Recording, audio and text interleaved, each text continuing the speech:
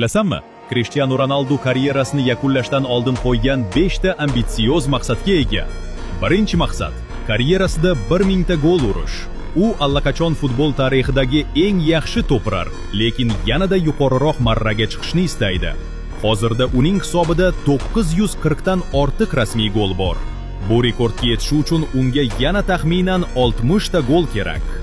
Ikkinchi maqsad Saudiya Arabistonida futbolni rivojlantirish. Cristiano An-Nasr klubi bilan aniq maqsad ila shartnoma imzolagan.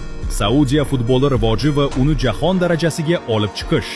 U klub sohibi bo'lishni, ko'p mashhur futbolchilarni jalb etishni va yoshlar akademiyasini rivojlantirishni xohlaydi.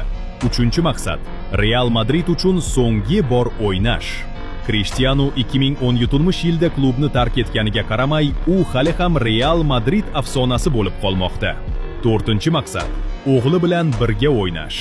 Ronaldo bir kuni o'g'lim bilan professional darajada birga o'ynash orzuyim bo'lar edi degan. Bu orzu endi reallikka aylanishi mumkin. Cristiano kichik hozirdayoq yoshlar akademiyasida katta o'sish ko'rsatmoqda. Bir vaqt kelib dunyo ikki Ronaldoni bir maydonda ko'rishi mumkin. Lekin sen uning eng muhim maqsadini topa olasanmi? Bu Cristiano Ronaldo hali ham maydonda qolishining yagona sababi. U deyarli barcha sovrinlarni yutgan, lekin unga hali oxirgi trofeyga ega chiqish nasib qilmadi.